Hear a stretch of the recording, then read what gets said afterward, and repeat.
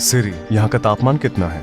बाहर तापमान 0 से 36 डिग्री नीचे है। अंटार्कटिका में हवा का तापमान -14.8 डिग्री फ़ारेनहाइट या -20 डिग्री सेल्सियस है और यहाँ पर -58 डिग्री फ़ारेनहाइट या -47 डिग्री सेल्सियस है।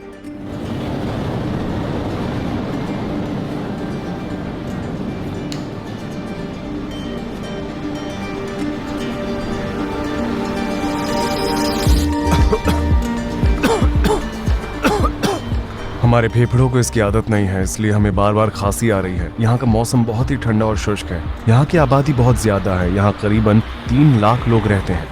याकुत्स्क रूस के ऑटोनोमस रीजन सखा रिपब्लिक की राजधानी है, जो कि नॉर्थ पोल से 280 मील की दूरी पर बसा हुआ है। क्योंकि यह जगह साइबेरिया के सबसे उत्तर पूर्व में स्थित है, इसलिए यह बाकी की दुनिया से बहुत अलग थलग लगता है।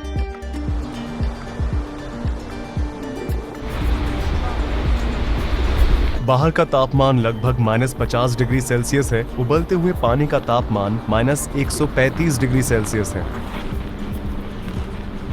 जैसा कि आप देख सकते हैं, ये तुरंत आइस क्रिस्टल्स में बदल गया है। इस क्षेत्र में आज तक का सबसे कम तापमान -71.2 डिग्री सेल्सियस रहा है।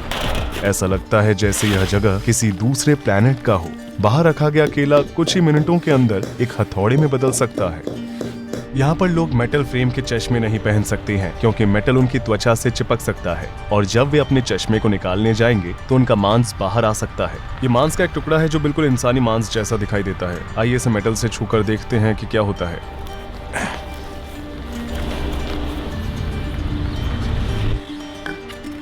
जैसा कि आप देख सकते हैं, ये पानी के पाइप हैं और इन्हें जमीन से ऊपर रखना पड़ता है, क्योंकि जमीन के नीचे पूरी बर्फ जमी हुई है। बात यह है कि शहर के नीचे 100 फुट मोटी बर्फ की परत जमी हुई है। देखिए, ये नदी पूरी तरह से जम चुकी है। सोवियत युग के दौरान स्टालिन के विचारों का विरोध करने वाले लोगों को सखा रिपब्लिक में निर्वासित कर दिया जाता था। उसमें पॉलिटिशियन, व्यापारी आदि शामिल थे। असल में आज याकुत्स्क में रहने वाले कुछ लोग उनके पोते पोती हैं, इसलिए ये निर्वासन की जगह हुआ करती थी। आज इस शहर में लोग एक आम जीवन जी रहे हैं। हम इस जीवन को बर्फ का नरक कह सकते हैं। यह मनुष्यों की सीमाओं के पार है। चाहे हम जो कुछ भी क्यों ना पहन ले, कोई भी चीज हमारे शरीर को गर्म रखने के लिए पर्याप्त नहीं है। अगर आपके पास कार है तो आपको बहुत दिक्कत हो सकती है। यहाँ पर सर्दियाँ 6 से 7 महीनों तक चलती है और उस समय आप अपनी कार को बिल्कुल भी नहीं चला सकते हैं। अगर आप फिर भी इसे चलाना चाहते हैं तो आप अपनी गाड़ी का इंजन बंद नहीं रख पाएंगे। उदाहरण के तौर पर आप देख सकते हैं कि कार का इंजन चालू है, लेकिन फिर भी ये खाली है, अंदर कोई भी नहीं है। ऐसी ही यहाँ पर सैकड़ों कारें हैं। इंजन के चालू रहने की वजह यह है कि अगर ये रुक गया तो इस बात का खतरा रहता है कि ये पूरी तरह से बर्फ में ढक जाएगा और इंजन का तेल जम जाएगा। जैसा कि आप यहाँ पर देख सकते हैं, इस गाड़ी के मालिक ने अपनी कार को लंबे समय तक नहीं चलाया होगा। इंजन बंद होने के सिर्फ 20 मिनट बाद ही उम्मीद छोड़ देना यहाँ एक आम बात है। एक और जमी हुई कार अगली गर्मियों में इस्तेमाल होने का इंतजार कर रही है। ये कार चल रही है ना? चलिए देखते हैं इसके अंदर कोई है या नहीं। हाँ, कोई भी नहीं है।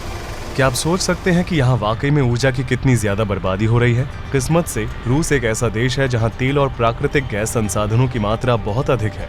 यहाँ तक कि एग्जॉस्ट स्मोक भी जम जाती है। यहाँ इतनी ज्यादा ठंड है।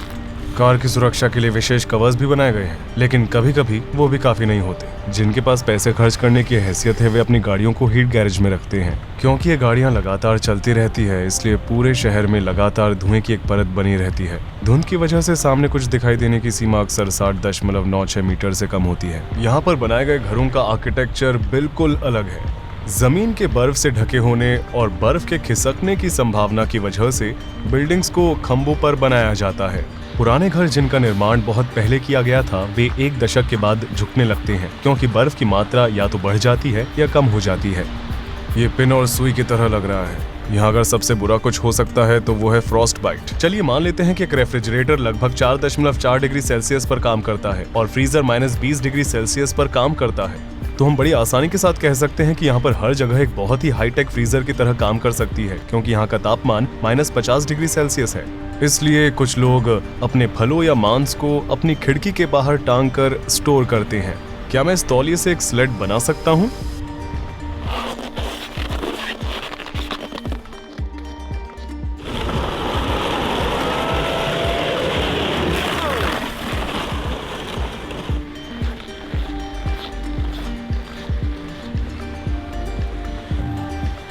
वीडियो बनाने के लिए मैंने बस 1 मिनट के लिए अपने ग्लव्स उतारे। अब मेरे हाथों में बहुत दर्द हो रहा है। मेरी पलकों पर भी बर्फ जम गई है। मैं बर्फ को निकालने की कोशिश कर रहा हूँ। हटो हटो।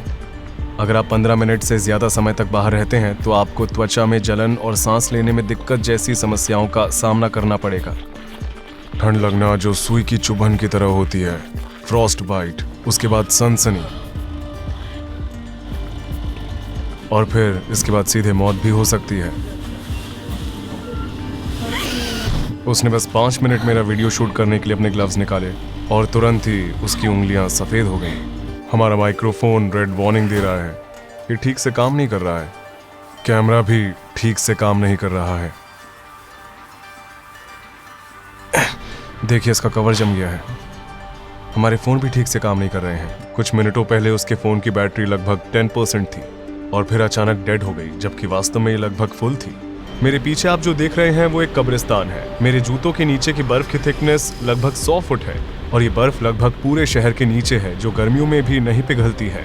तो यहाँ लोग मुर्दों को कैसे दफनाते हैं? वे कोयले के टुकड़ों को इकट्ठा करते हैं और 2 से 3 दिन उन्हें जलाते हैं। एक बार जब कोयला जल जाता है तो बर्फ के टुकड़े पिघल जाते हैं और फावड़ियों का इस्तेमाल करके इसे आसानी से हटाया जा सकता है। आखिर में इस क्षेत्र की 6 से 7 फीट की गहराई तक खुदाई की जा सकती है। यहाँ तक कि 100 या 200 साल पहले मरे हुए व्यक्ति का शरीर आज भी बहुत ठोस पाया जा सकता है। दुनिया के कुल हीरो के भंडार का 20% याकुत्स्क में है। इसके अलावा यहाँ पीरियोडिक टेबल के भी सारे एलिमेंट्स हैं। याकुतिया क्षेत्रों के नीचे कई मैमथ और डायनासोर के फॉसिल्स हैं। इन इलाकों में जहाँ कभी मैमथ घूमा करते थे, आज भी बर्फ पिघलते ही उनका शरीर बिल्कुल पहले की तरह दिखाई देता है। यहाँ के लोग खेती बाड़ी नहीं कर सकते हैं, इसलिए यहाँ पर लोग मछली खाते हैं। इस बाजार की सबसे महत्वपूर्ण विशेषताओं में से एक ये है कि वे रेफ्रिजरेटर के बजाय पब्लिक स्टॉल्स में मछलियों को रखते हैं। बाहर का मौसम रेफ्रिजरेटर की तुलना में बहुत ठंडा होता है। बाहर रखा हुआ मांस का टुकड़ा यहाँ पर महीनों तक खराब नहीं होता है। यहाँ पर दर्जनों जमे हुए खरगोश हैं। बतख के साथ साथ उन्हें भी बहुत खाया जाता है। घोड़े का मांस मिलना भी बहुत आम बात है। ये लगभग 45 पाउंड की है। वे इस पूरी मछली को खरीदते हैं और बाहर रखकर इसे कई दिनों तक खाते हैं। ये भी सेल पर है। बेशक ये कभी खराब नहीं होता। इसके कान बिल्कुल भी नहीं हिल रहे हैं। आप यहाँ कितने घंटे तक काम करती हैं? मैं सुबह 9 बजे से लेकर रात 8 बजे तक काम करती हूँ। वो कितने समय से ये काम कर रही हैं?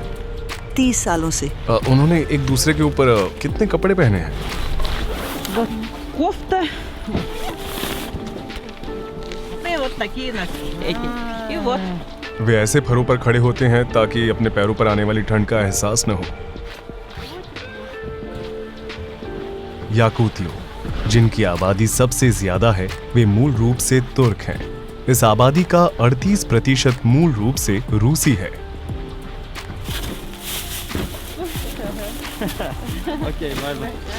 यहाँ ऐसे ही कुत्ते देखने को मिलते हैं। बिल्लियाँ यहाँ जीवित नहीं रह सकती हैं। केवल मोटे फर वाले मैमल्स ही यहाँ जीवित रह सकते हैं। यहाँ पर कारों के अंदर 2-2 शीशे होते हैं ताकि जब एयर कंडीशनर से इंटीरियर गर्म हो जाए तो तुरंत इसका तापमान कम ना हो। सड़क पर चलने की सबसे खतरनाक बात यह है कि अगर किसी भी वजह से कोई भी कार अगर खराब हो जाती है तो ड्राइवर के मरने का खतरा बहुत बढ़ जाता है। उन्हें इसे 30 मिनट के अंदर ठीक करना होता है, नहीं तो मिनटों के अंदर इंजन ऑयल जम जाता है। अगर लोग इन इलाकों में बिना किसी फोन सिग्नल के फंस जाते हैं तो उनके पास कुछ ही घंटों के अंदर जमकर मरने के सिवाय कोई चारा नहीं होता है। इसीलिए हर ड्राइवर अपनी कार में एक टूल बॉक्स जरूर रखता है।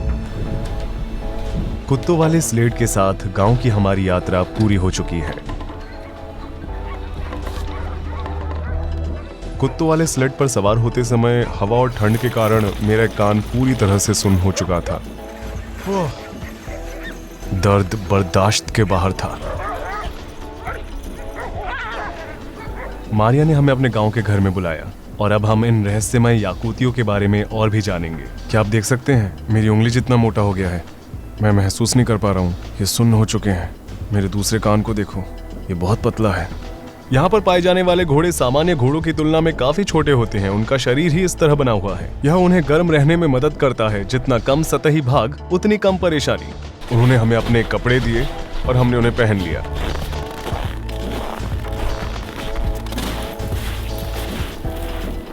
आप जमी हुई नाव को देखकर कह सकते हैं कि हम एक झील के ऊपर से गुजर रहे हैं।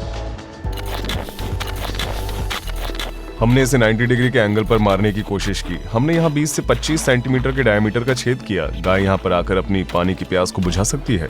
हम लगातार टूटी हुई बर्फ को हटा रहे हैं। इस पानी को दोबारा पूरी तरह से जमने में कितना समय लगेगा? 1 घंटे में। इस गांव में गायों को सर्दियों में हमेशा खलिहान में रखा जाता है।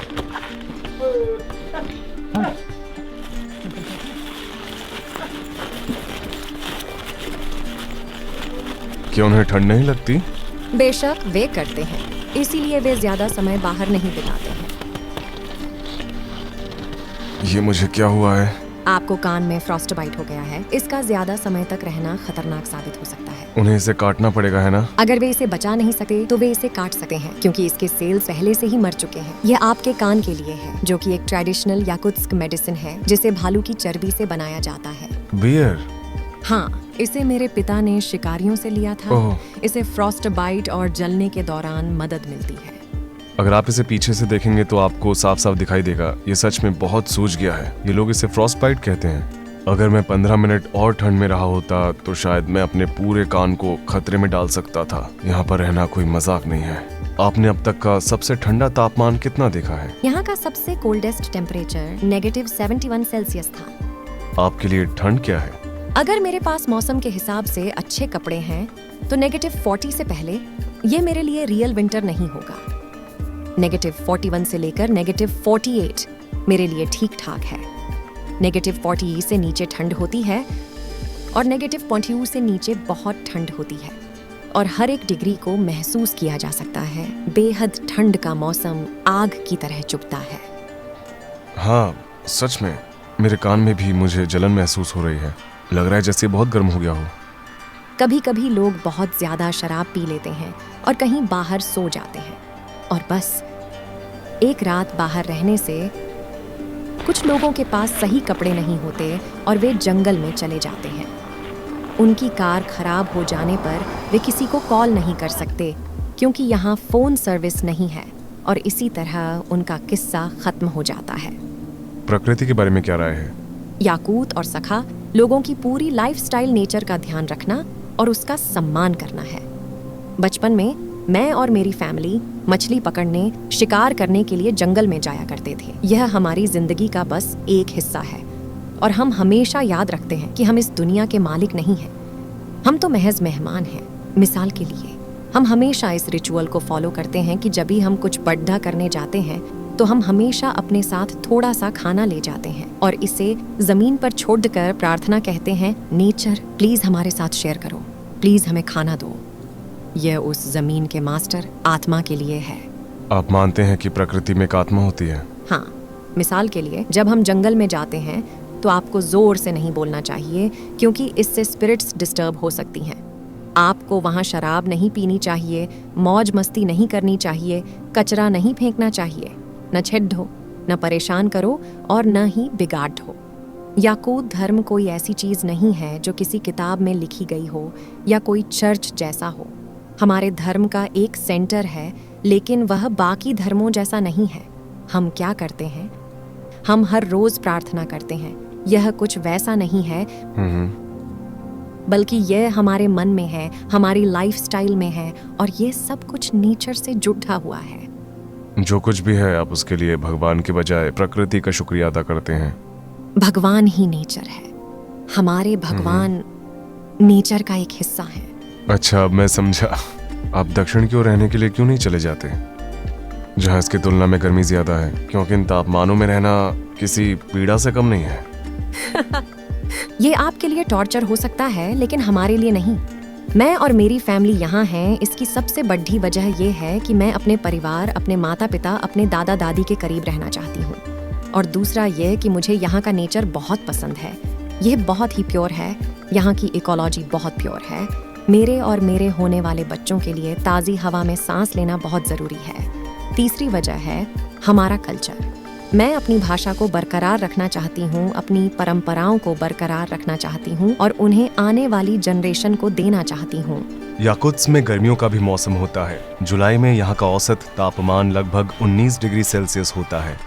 ग्लोबल वार्मिंग की वजह से बर्फ पिघल रही है और मैमथ के फॉसिल मिल रहे हैं, लेकिन इस वजह से हजारों सालों से छिपे हुए वायरस भी बाहर आ सकते हैं, जिनसे आधुनिक मनुष्य का कभी भी सामना नहीं हुआ है। जब यूरोपीय लोग उत्तरी अमेरिका में बसने के लिए आए थे तो अनजाने में वे अपने साथ एक फ्लू भी लेकर आए थे, जिसकी वजह से ज्यादातर मूल अमेरिकियों को अपनी जानें गंवानी पड़ी और फिर उन्हें सदियों तक अलग थलग कर दिया गया था। फ्लू का हम पर कोई असर नहीं हुआ क्योंकि हमारे इम्यून सिस्टम बहुत मजबूत था। इसी तरह इन क्षेत्रों में बर्फ के पिघलने से जिन प्राचीन बीमारियों से हम सुरक्षित नहीं हैं, वे सामने आ सकती हैं और मानवता को ऐसे विनाशकारी परिणामों का सामना करना पड़ सकता है।